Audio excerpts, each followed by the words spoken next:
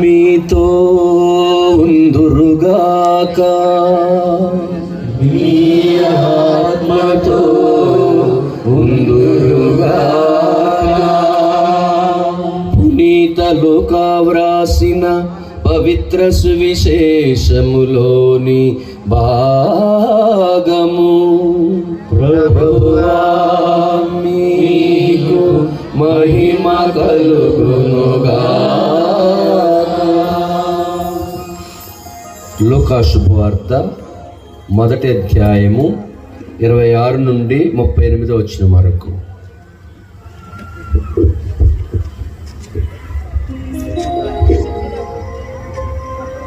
మాసమున దేవుడు గబ్రియేలు దూతను గలిలియా సీమయందలి నజరేతు నగరమునకు పంపెను.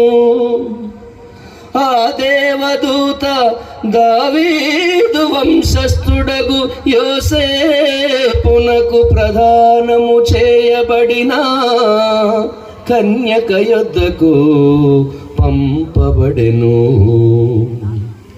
ఆమె పేరు మరియమ్మ. దేవదూత లోపలికి వచ్చి ఆమెతో,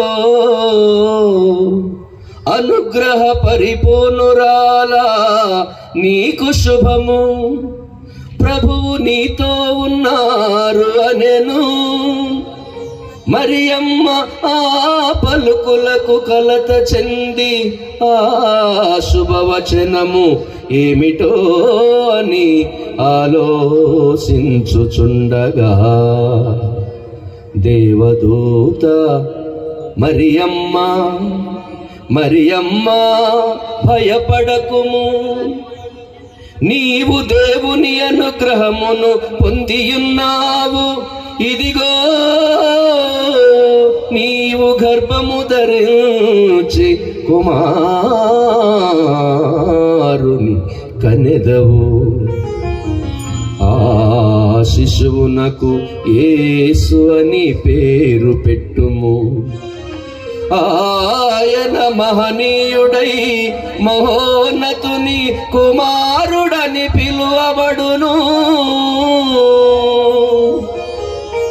ప్రభువగు దేవుడు తండ్రి అయిన దావీదు సింహాసనమును ఆయనకు ఇచ్చును.